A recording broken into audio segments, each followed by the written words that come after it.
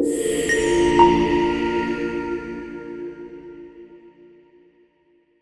hello. Welcome to yet another show of Power Surge, Powering Journeys with Dr. K. And we have got a wonderful guest today. I am so excited to get to know more about him and about his journey. And I know you're going to be excited as well. Let's go ahead and welcome Jose Pereira. Jose, oh, I said that wrong. You're going to have to correct me and say it right. How do I say that right? No problem, no problem. It's Jose Pereira. See, he says it with such a cute accent, and I have a hard time saying my own name, and I've been saying it for a lot of years. Well, Jose, I want to start off telling them about your awesome book because everybody should get a copy of your book.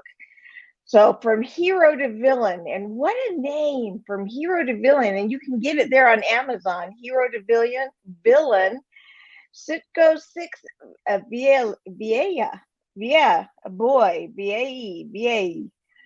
I am obviously not somebody that can speak another language. How's that? Well, the story is embedded in the name of the CITGO Six, because we were six executives that worked to CITGO Petroleum, and I was the president of the company by that time. And we went to a business trip to Caracas, Venezuela in November 2017. And that day we were trapped in an ambush by the Venezuelan government and accused to be American spies. And that's what happened. We were trapped and kept 5 years of international hostage until the U.S. government negotiated a release through a prisoner swap. So that's our story. Oh, that's a short story. You're gonna have to tell us more about that as we go. I tell you, that's quite fascinating. And scary at the same time. And the fact that you've overcome all of that stuff is just remarkable. And we'll talk about this a little bit more in a minute. But I just I wanted to start off telling them they've got to get a copy of this book because galore, inspiration galore. And you hear the name, you say hero to villain, what? Because we're used to hearing it the opposite way. There is a story behind that name because I did a long career in the oil and gas. I began my career in Venezuela. I'm Venezuelan born and dual citizen. So I came here to the U.S. as a conclusion of my career path of my 35 years. And at the end of the time, I was the CEO of the company. So I was like a hero. And then when we went to that trip, the settlement, the ambush the Venezuelan government did, they accused us to be American spy. That was of course was a lie. So we became the worst of the villains. So that's why we went to hero to become the worst of the villain in minutes. Yeah. Well, tell us more about. I mean, you've got me in ambush, but tell us more about. I mean, you're just traveling, doing your natural day, and everything's hunky dory and fine. And Yeah, what was something that at that moment they were having issues between Venezuela and the U.S. because that was during the Trump era, okay? And right, Trump was trying to throw out this guy. There is a communist regime that has done a lot of damage to the country. And by the way, the Venezuelan diaspora is one of the biggest in the world. More than 8 million people has left the country because of starving and all this right. terrible regime. So Trump was trying to fix that. He was trying to fix that, and well, there was this big dispute, but we never thought that we would get caught in the middle of that because I was a oil and gas executive. I was not a politician. So, You're but right. this guy decided to take us because we were dual citizens, Americans, and they saw the opportunity to do this, and then negotiate us. So that what they did was literally take us as hostage and negotiate a leverage or release to get things done. So that we became that political pawns, and the negotiation lasted 5 years. That's why we stayed 5 years there during the negotiation. How did you keep your spirits up for those 5 years? Well, it was evolution. The first year was terrible.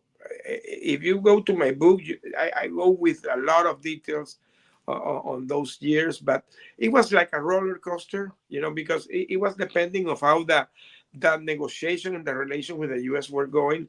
The first year were so bad that the two U.S. ambassador, the U.S. and the Venezuelan ambassador were expelled, both. So there were recalled both. So can you imagine when the relation goes that the two ambassadors are recalled? There was no relation. At the first year there was no communication, and this guy was trying to beat us because they wanted to pass the message that they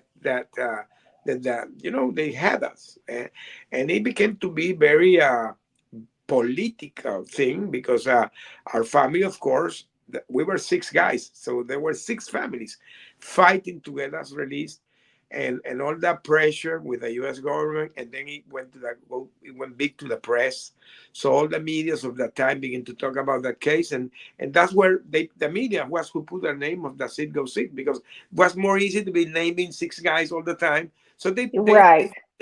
we became like a brand. So we always joke that one day we're going to have a rock band called the CITGO Six. Oh, that's fun. Yeah, I could see you being in a rock band. You know, Uh, you'd definitely be one of the singers, but would you play the guitar? no, I love to sing, by the way. I love the rock, so I will be very glad to have a rock band in the future. There you You never go. know. There you go. I was in a rock band when I was in college and Okay. was one of the singers. So maybe we can, join the band together. Yeah, yeah. Well, I'd love you to tell us about your journey in life and, the stuff that happened in Venezuela is not your whole journey. I mean, you had a whole journey before you got there. So tell us about your journey and what helped to forge the wonderful human being that you are today. Well, my story, by the way, my second book that I'm going to write is going to be exactly about that journey, because people doesn't know that Venezuela during the 70s and during the 80s was a wonderful country, was a wealthy country, because it is a oil and gas country, and Right. there were a lot of American companies there, Conoco, Amoco, Chevron, Exxon, all these big companies were in Venezuela, and I grew up in a neighborhood that belonged to the Gulf Oil Company, that is a Texan company, and Yeah. my father worked there, and when I finalized my career, my studies, I began working there in 1985. So I began my career in PDVSA, that is the National Oil Company of Venezuela, when I was 21, so very young, very young. So I did my whole career in that company, and then I began to get assigned to international ventures. I began to work, with a lot of international companies in association with PDVSA. And at the end of the career, they sent me here to Houston, where I live today, and I finalized my career with that shocking closing, that becoming a hostage, when I was going to get retired in the next month. So I was ready to get retired. Yes. A month away?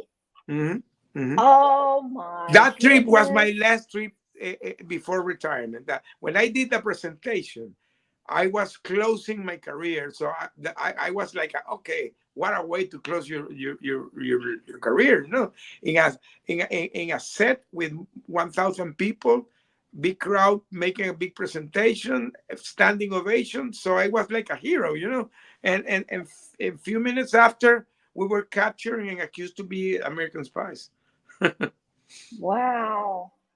So I don't even know what to say because that's just so shocking.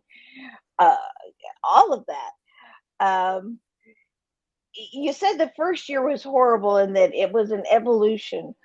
What happened to help you and the other five? What happened to help you guys kind of hold on to hope and the faith that something's going to change and that you'll get out of there? Or did you get there? Was it just a matter of You gave up, or did you have that hope The that first something year, was going to happen? to your audience, that they understand the story, the first year we were separate the six. I was in a solitary confinement the first year. No. I was in solitary confinement, hearing churches all day long. In another room that was beside me that was called the madness room. So I was hearing those churches, and I was locked without no windows, and the lights all day turned on, and starving because we didn't have food. Starving. I lost 100 pounds. So that's No. why I say that first year was terrible. In my book, I dedicate a whole chapter to that, so that people can go and see how that was. Yeah. So after 1 year, they decided to put us together, the six, and that's where we begin to create that bond, and we created something that we called a survivor plan. We decided to create that because we were oil and gas executives with more than 30 years, Right. all of us. So, strategic thinking, planning, this type of thing was our thing. And we put together six brains, and we decided to create that plan. As we call it a survivor plan. And we stick doing that the next 4 years. Then a daily basis, a daily routine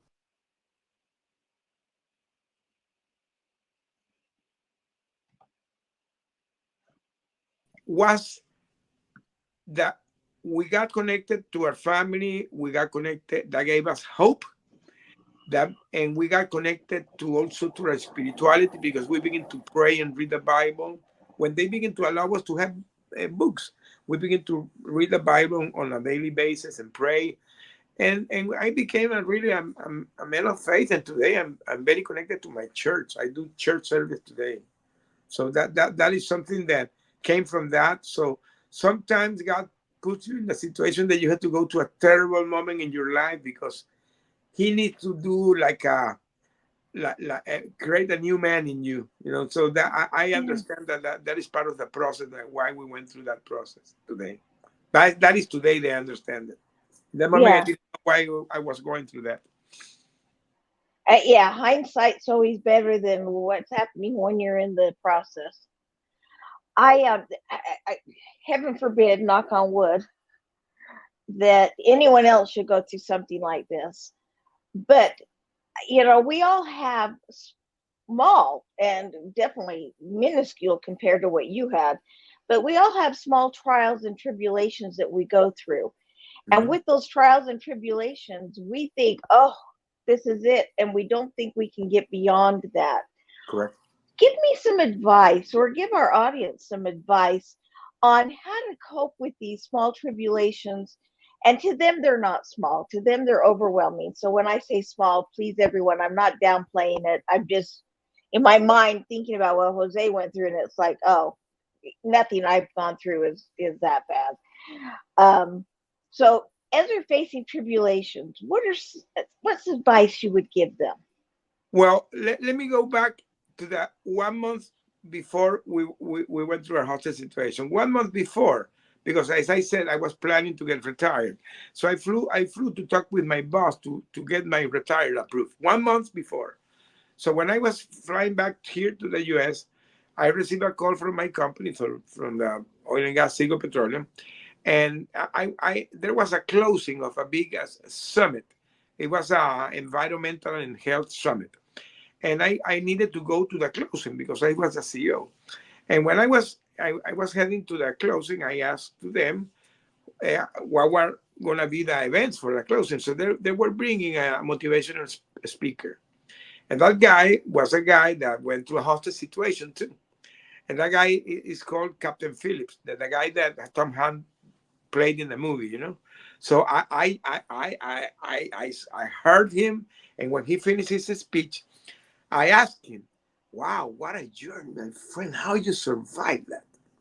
And that guy, and today I believe that guy was an angel that God was putting me, because in his mouth he told me that everybody has inside an unbreakable spirit, but you have to unleash it connecting with God. And you can do things beyond what you think but when you make that connection. And that today is part of my coaching program, by the way. So how you can unleash your unbreakable spirit, because everybody has that inside. Remember, Oh, we come from God, so we're creatures created by God. We have that inside us, but we don't know it. We don't know it. That's how you see that people do things beyond what they ever can think they can do it. So what can be my advice? That everybody has that inside, but have to look inside yourself, have to unleash it. So if you're going to anything that you think you are done, mm-mm. You are more than that. You are not what your circumstances are surrounding you. It's what you really believe that you can be. And if and it's like that because you know you have a purpose. You have to find your purpose, and when you find your purpose, you can be maybe it's not what you are today, how you see yourself. Is really where you want to be. What is your purpose? But you have to have that choice. It's a very personal choice. So anybody that is going to any situation in life, what I have to think is this what I want to be? This is how I see myself, or I want to go further. Because one of the things that you can see, every people in the world, in the history, they have done wonderful things, always went through big adversities, always lost everything, or lost their family, or lost their belonging, their finances were, always go through a terrible situation. But but the difference is the way they decided to overcome it, how they decided to face it, and it's a personal choice. And I talk about that in my book. That's part of my reflection that I do in my book. yeah. Well, everybody's got to get the book. I'm going to put that up there again. Because we're going to talk about a bunch of things in the book. However, we all need that constant reminder and we need that inspiration. So this is definitely one I'm going to be getting, by the way. From hero to villain, everybody go on to Amazon, get the book, and you know, be inspired. Realize that you can get beyond, and I love this. Unleash your unbreakable spirit. And this what you said about adversity reminds me of something my mom used to say. Well, she still does. Is she would say kites rise against the wind. Yes, yes, Well, you that's think true. about it, without wind, without adversity, we can't soar to new heights. Yes. And so everybody's going to face some adversity. And if they don't, then what a sad life. You don't have to see the adversities, the failures like failures. You have to see it like opportunities.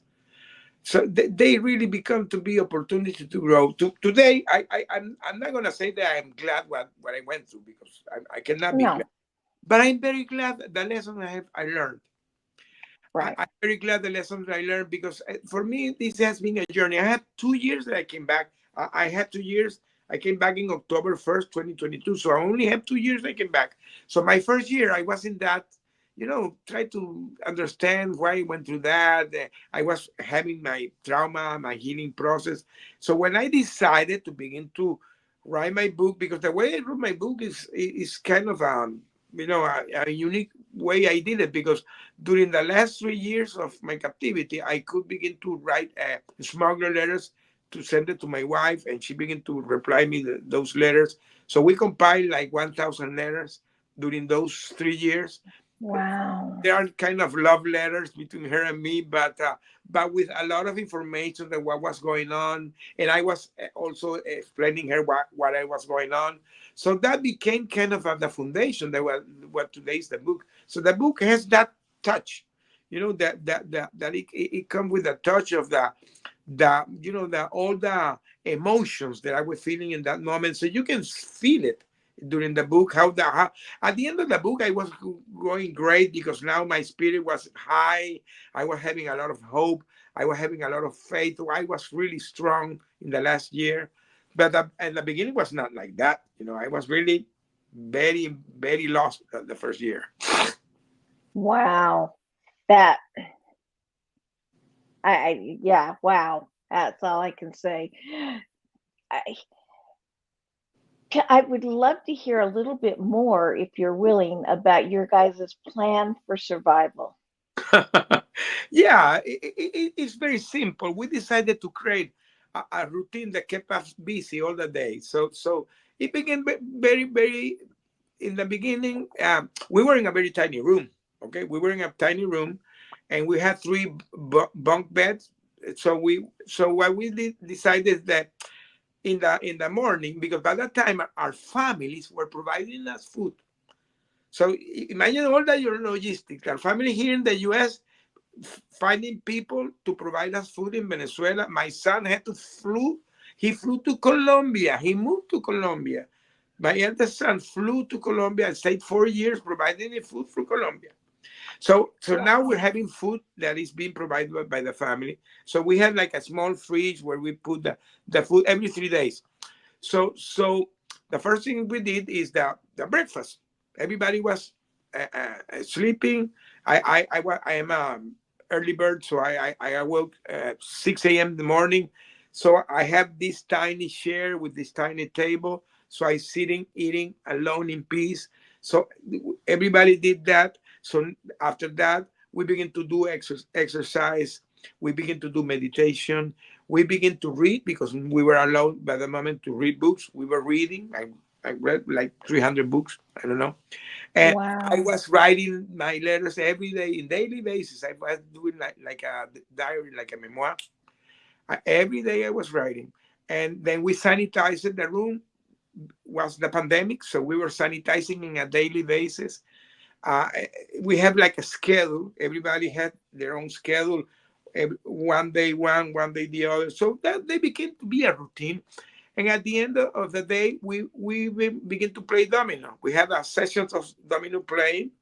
And after that, we were reading the Bible and praying. And that kept it busy all day long until the night. And at the end of the night, we shouted out that we were going to come back strong in body, soul, and spirit, and went to rest in peace. And we did that in a daily basis during 4 years. So that's why we called it the survivor plan, because really make us survive. Oh, wow. Yeah, that's amazing. And you hit on keeping busy. And I know that's one of the things people with depression, Hmm. they're so depressed they can't do anything, but that actually puts them deeper into the circle of depression. And so it's finding something to do, routine, and dominoes. I love that. I'll bet you're Well, a great domino with player this now. domino tournament, I became to be today. I'm not playing domino today, but I believe I can go to a national championship today. Oh yeah, I would imagine you can. But I like how you said just those things. Read a book. You don't have to go and be with other people. But you got to keep your brain busy. You've got to keep your soul fed, and you've got to keep your soul active. And doing those little activities is a way to do that. And I kudos to you. That is phenomenal, phenomenal. And we read amazing books. One of the books that for me was kind of a game changer was when I could read in there Men in a Search of a Meaning of Viktor Frankl. And when I read the book, I literally thought that the guy was talking to me. Yeah, And when I came back, I did an interview with Anderson Cooper in CNN. Okay, yeah, yeah, yeah, go to yeah. you can see it. I have it in the it's pinned in my social media, because I did the interview like 1 month after I came back. So literally 2 years ago. And um, and I remember that we got hooked because of the book, because that is his book too. And I didn't know it. And he told me that he read the book every year, and he recommended his friend to read it every year to get people grounded. And he gives a Right. gift to all his friends. So when he gets a gift, it's that book. And today I do the same. I always recommend that book, because that book is really a game changer when you read it. And Uh, you have the opportunity to read it there. well, yeah. Hearing Dr. Viktor Frankl's story, it, it's not a whole lot different than yours. Really isn't. And so I can see how that would be. He survived and he thrived. And so seeing that and reading that would really be a source of hope, or at least it would be for me. Yeah, yeah, yeah. No, I did a connection because we saw a lot of parallelism with where we're going and what happened to him. Of course, I don't want to compare with Viktor Frankl, but we Right. went through things that we were going through things that he put it in his book. We were going through those moments, things that Yeah. he tells in his book. We were going in that moment. We were looking at where we're going. So of course that when I read how he managed to survive, oh, that gave us a lot of hope because now we found out like what we had to do, you know. And today, as I said, I decided because today I'm a leadership and resilient coach, and basically what I do is try to help people, you know, with this. I'm more connected to the entrepreneur, business owner, C-suite because I was a CEO, so I try to go to that area. But this is something that is universal, can be used in your personal life too. You know? Tell us a little bit more about your coaching. And I know you work with the corporate people and with the CEOs, C-suite positions, and with entrepreneurs. But if I wanted to get involved in your coaching, what are some things that I can expect? What are some things you would expect from me? What just tell me more What, about it. what, what I try is to ground the people to connect their business success with their personal fulfillment. Because one of the things that when you're in a CEO position, or maybe you're a business owner, you forget that you have a personal life, you know? And sometimes when you begin to grow in the ladder and then you become successful, maybe, but you begin to lose things. You begin to lose those small things like connection with your family, connection with your friends, connection Yeah, with health, connection with your well-being. So you know, it's kind of a pity that you can be a successful guy and in your company, when you go to your house, you feel alone. That is more common than you can think, you know. So because I was there, I have been there. They don't have to tell me I was there. I yeah, suffered. And let me tell you, for me, this situation made me reflect that. And today I went to a different path. I could have come back to go to corporate. I decided not to do that. I decided to take my time, invest time with my family. I began to go to my church. I began to help others. So I discovered that that really was giving me joy. And I begin to speak because I also am a speaker. And by the way, I'm having more and more speaking engagement talking about this. I have a speech called From Captivity to Freedom, where I talk about this, how you can be captive. You don't have to be a personal hostage, but you can be hostage of your beliefs, hostage of the situation that you're going in your life. So how many people are not trapped in that?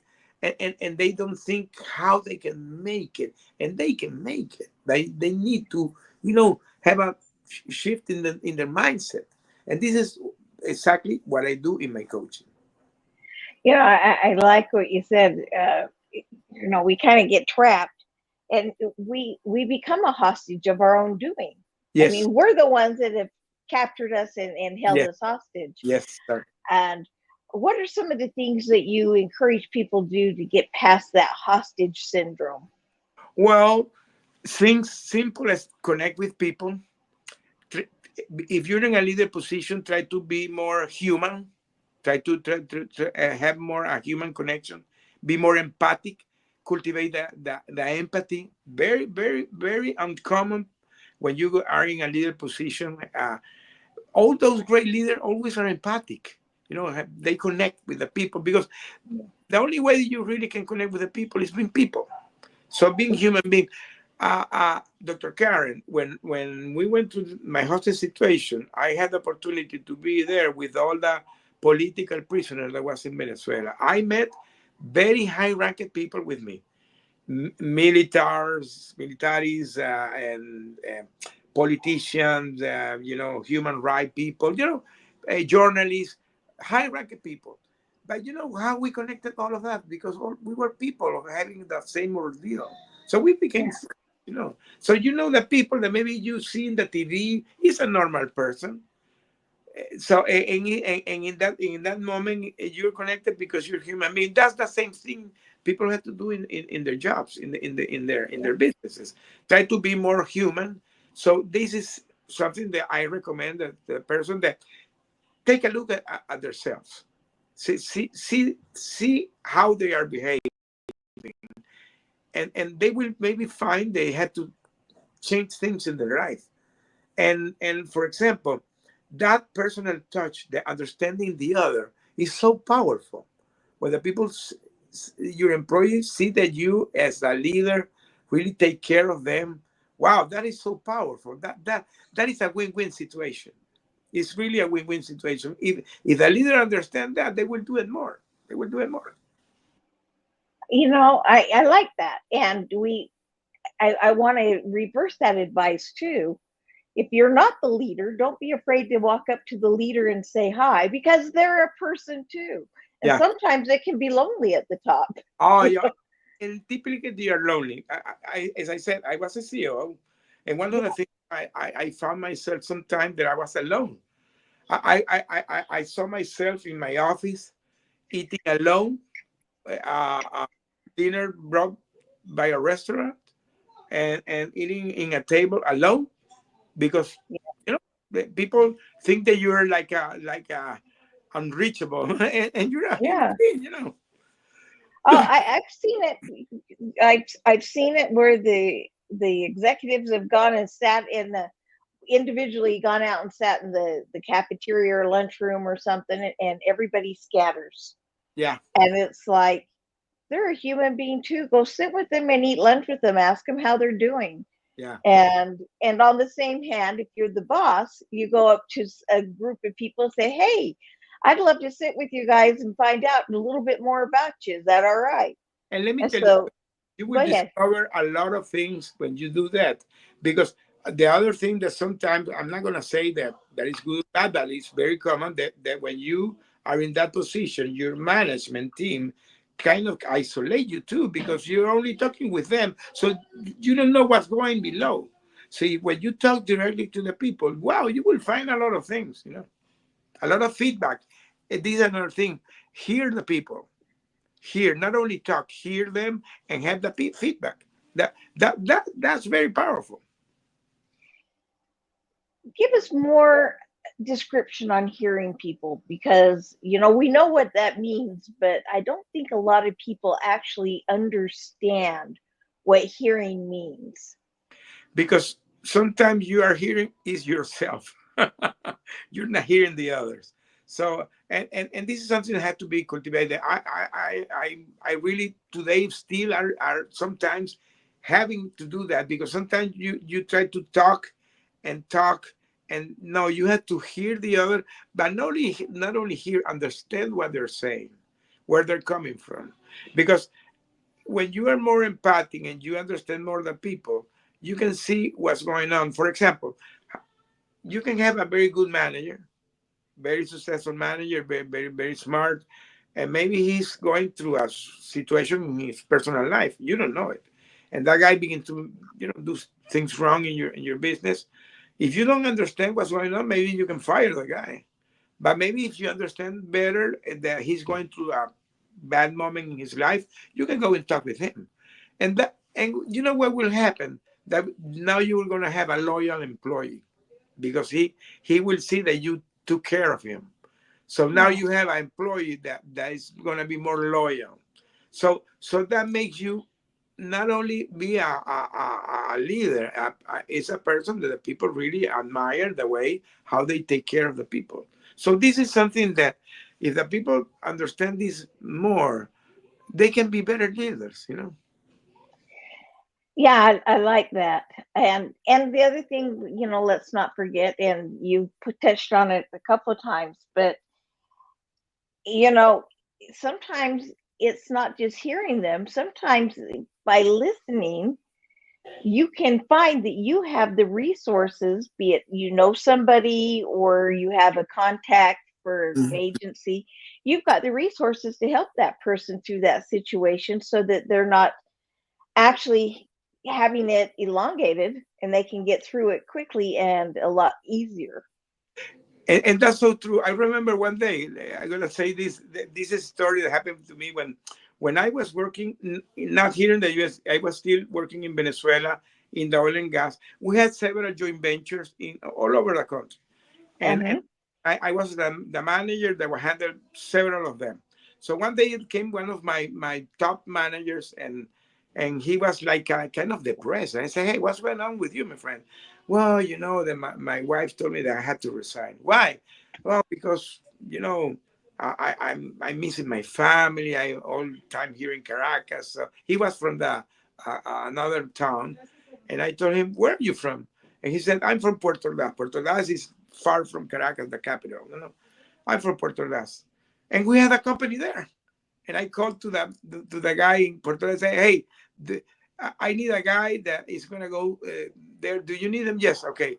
Okay, go tomorrow. You're going to be in Puerto Ordaz." Solve the situation. In 1 minute, was solved the situation. It changed his life. When I saw him some months after, he was so happy because he changed his Ah, life. I only took the phone. It didn't take 5 minutes to solve the situation. So that's so true what you're saying. yeah. Well, and that really illustrates that not only can we help other people, but that when we need help, it's important that we communicate. As you were saying, we need to connect and communicate because we don't know who has that instant.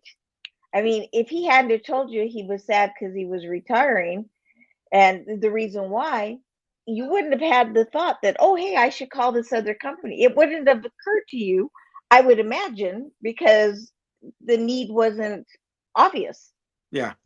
And you said very well that I could help a person, but those one person can help you too, because maybe you're going in a bad moment in your company.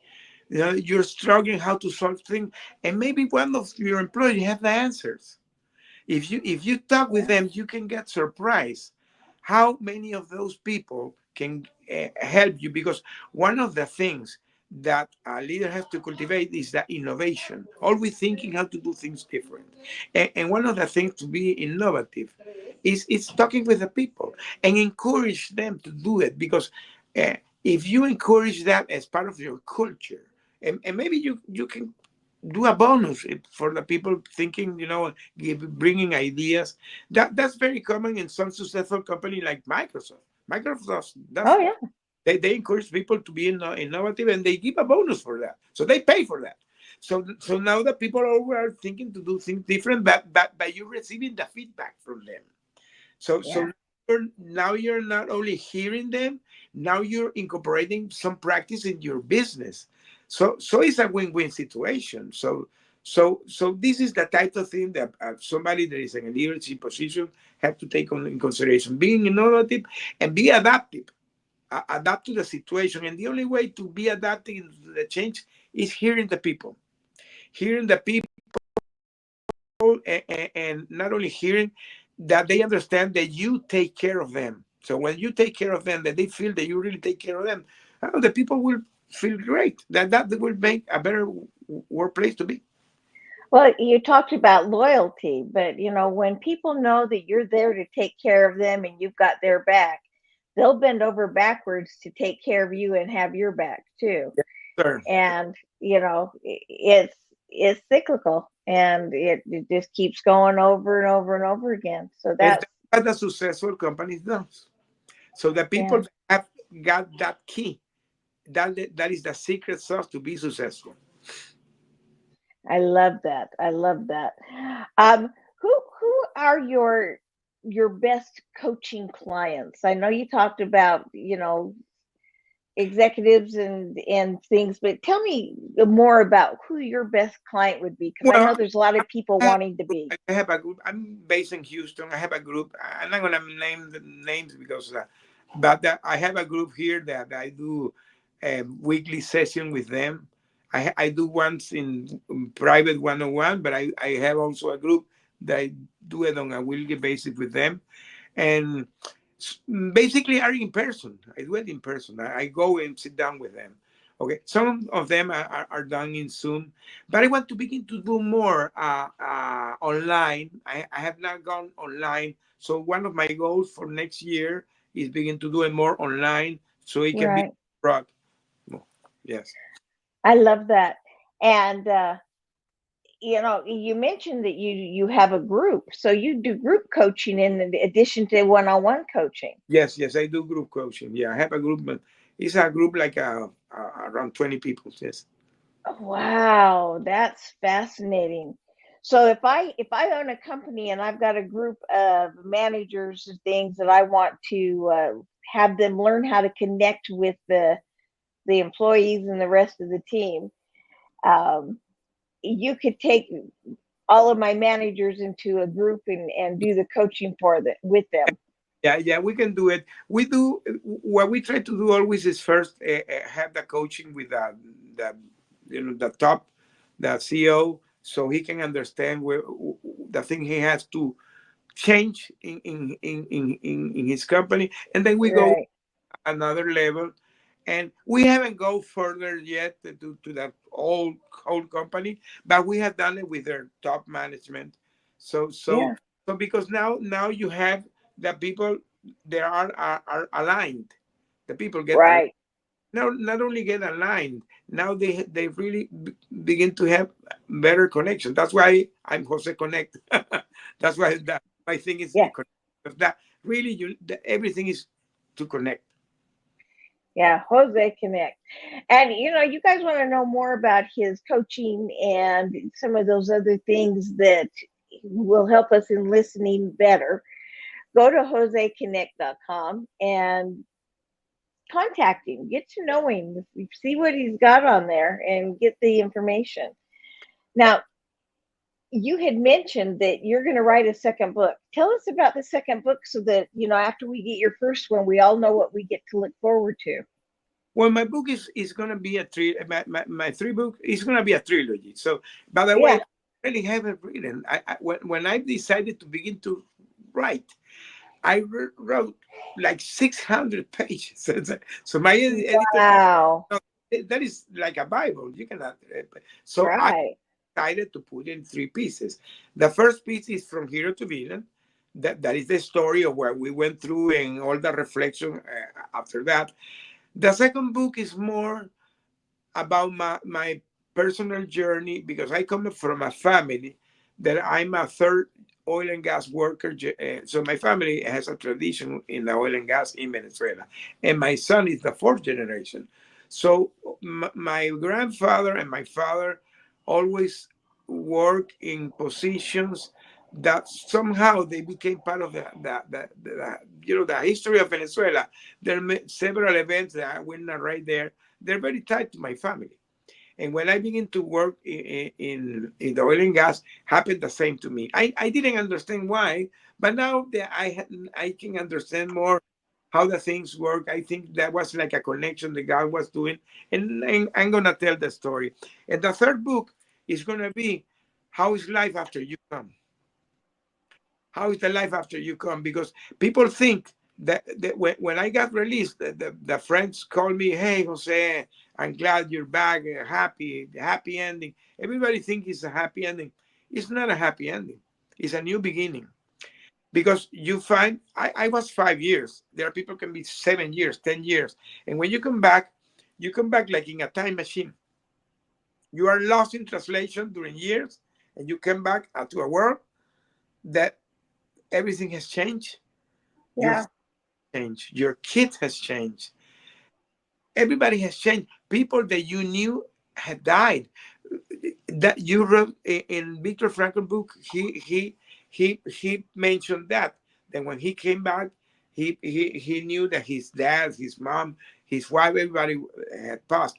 In my case, I had my an aunt that was who raised me like my mother. She passed and I didn't know it, and my mother-in-law, she passed and I didn't know it. Two persons that I really love them, they passed. I dedicate my book to them because they are part of my memories. And Wow. when I told my wife, why you never said nothing to me? And she told me, I didn't want to put more pain on you. So they hid that to me. So, Yeah. there things as simple as going to take your new driver license. You're like a Martian. You were disappeared. Taxes, filing taxes 5 years without doing a credit card. There are so many things that you go through when you come back. So your life is like it's totally messed up. So you say, "Wow, God!" So rebuilding your life is difficult. And today I'm connected to the hostage community here in the US. So I know almost all the hostages that have been released here in the US. We are friends. And the struggles that people go through. And some of them, when they get ready, they call me. They call me. I give them my best advice. And I'm trying to help the foundations that give support, doing advocacy, and they always are inviting me to go to events, to talk, or to show up in their, because you become like a image of things and how you can help others. I was 1 month ago in New York in the UN. They invited me to an event in the UN, and I could meet the families that are going today through the situation in the Middle East. I had the opportunity to talk with them. By the way, that was September 30, and the day after I was having my second anniversary of getting released. I had an opportunity to talk to. They have a movement called the Bring Our Family Home Now. So I talked with them, and I said, don't lose the faith, don't lose the hope. I'm here, and your family are gonna come back. So when you tell that to the people like that, you're giving a message to hope to them, because they're seeing you there. I was there with them. Hmm? Well, when you become human, it's not, oh, that happens to other people. It's, yeah, I know somebody that happened to. Hmm. And so in meeting them and talking with them, it's like you weren't just another story. You were actually a human being, a person that they can connect and relate with. And Yeah, and I always tell people that have gone through this situation, because some of them call me. Hey, Jose, I'm going through this situation. How? So I give my best advice. I'm not going to say I'm an expert, because I went through things, but I had already some kind of knowledge how to handle things today. It has been like a learning process. And so that's why I want to write my third book about that, about how yeah, to, when you come back. And let me tell you, that can be to any adversity in your life, because I went through this, but maybe you're a cancer survivor, or maybe you are rebuilding your life after losing everything, or maybe you lost your family in a terrible accident and you're rebuilding your life. So you can have been gone through any situation in life, because when you're going through that situation, it's not only you, it's the people that love you, that surround you, that are going also in the suffering. So now not is only you suffering, it's them, your wife, your siblings, your kids, everybody. So now everybody's rebuilding their life back. In my case, I have 3 kids, and my eldest kid stayed 4 years in Colombia taking care of me. When he came back to the US after I was released, one day he told me, "Hey, Dad, I'm done with you.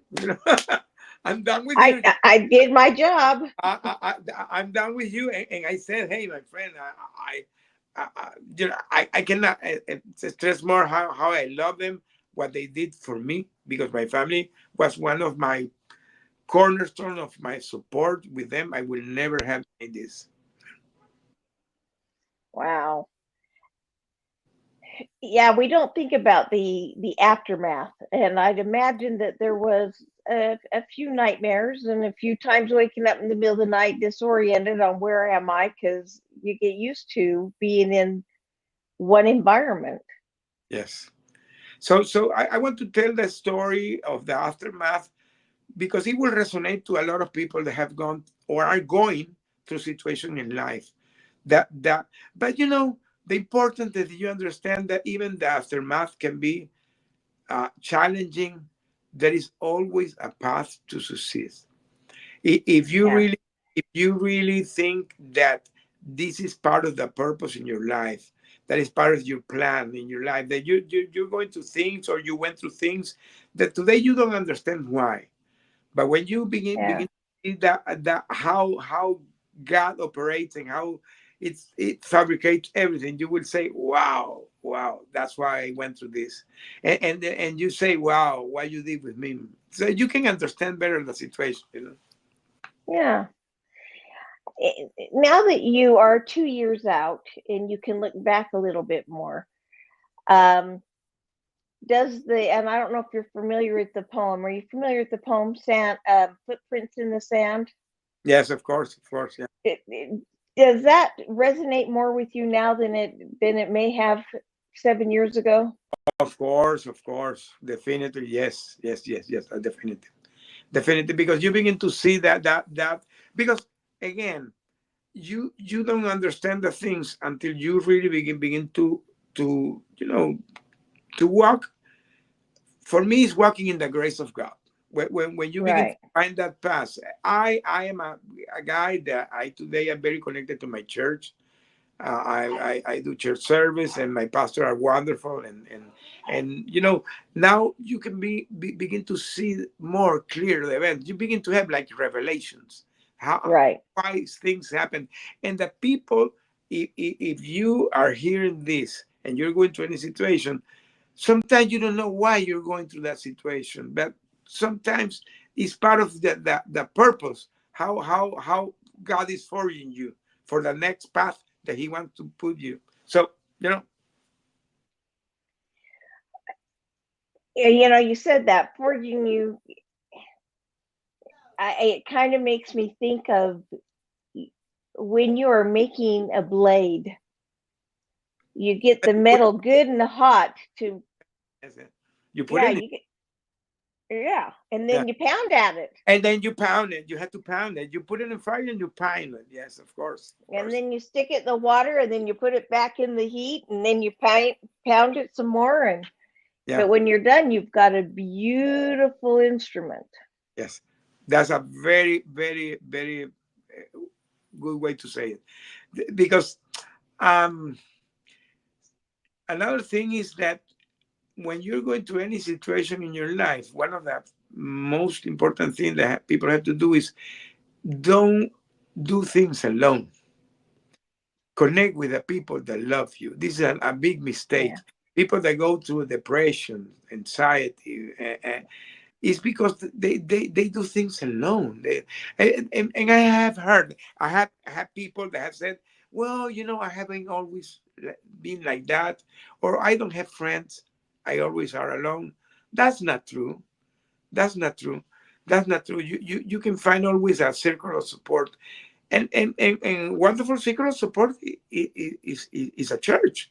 Today that yeah, I do church service, I discover I have wonderful friends today in my church service. I have a group that is called. By the way, we're going to meet this Saturday. It's called the Golden Heart. It's senior citizen people over 60. I'm 62 today, and uh, and we have become really friends. So yeah. it's great the connection that you do there. So any situation in your life, never do it alone. You have to connect with the people. So that's another big mistake that people does. So anybody that's hearing this, never do things alone. Seek for, look for support. I like that. I don't know. I think it was another guest that said this. And I can't remember for sure where, so forgive me, whose ever quote this is. Um, they said, though, that stop trying to find a friend and start being a friend, Yes, and then you will have all the friends imaginable. yes, yes. And this is something great because today that I begin to, I have my social medias, I have my LinkedIn account, I have my Facebook, I have my webpage. I am doing a podcast too. I'm going to podcast as guest. I do a newsletter, so I'm more active in that area. I begin to connect to wonderful people like you. Yeah, yeah, Like you begin to connect to people that in my other life I would have never known. Even I was in a CEO position. Today I know wonderful people that in my previous life I would have never met. I will never know. Yeah. Because that begins to create that connection. It's like a law of attraction, you know? You know what? I like that. You hit it on the head. It's the law of attraction. You connect with people and you will attract more people. Yes, yes. And that is great because you begin to see people doing great things in the world that you didn't know that were. I met today people that I said, hey, I didn't know you were doing that. And you get surprised how there are people. So, you know, the good is more than the bad. The bad you always is more noisy, so you always think that Yeah. everything is bad. But the good is much more than the bad. So there are much more good people than bad people. Well, and I find myself that if I start looking for good, I see and notice the good a whole lot more. But when I'm looking for bad, the bad just is what's jumping out and Yeah, yeah. biting me. It will appear all over. It will appear all over. Yeah. Yeah, it's like when you buy a new car that you begin to see the brand all over. Yep, yep, yep. I 100%, 100%. Well, if you were to leave our guests with one solid piece of advice, because you've given us like 20 solid pieces of advice, but if you were to give us one piece of advice that you would say, take to heart and never forget this piece of advice, what piece of advice would you give them? That anything in your life, you can always overcome it. But it's a very personal choice if you decided to do it or not. There is nothing that cannot be done because you have that unbreakable spirit inside yours within. But it's your choice. It's only your choice. Is the day you decide, okay, I'm gonna stop and I'm gonna move on. That day, your life is gonna change.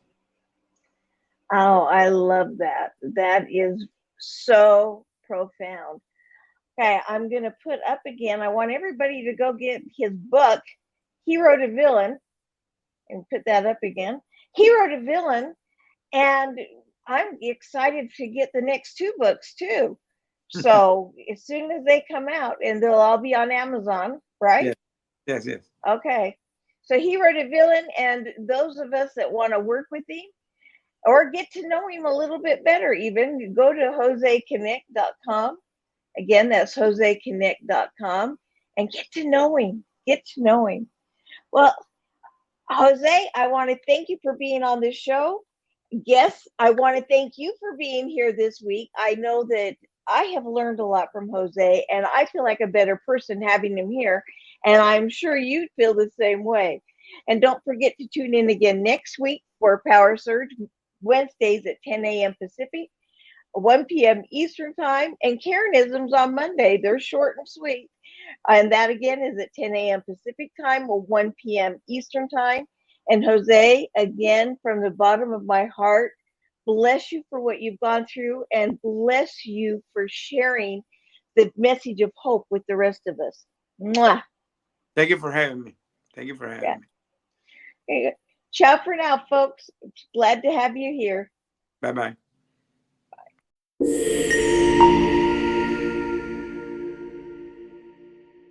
Thank you for watching today's episode of Power Surge. If you found anything informative, useful, or entertaining, please hit the like button.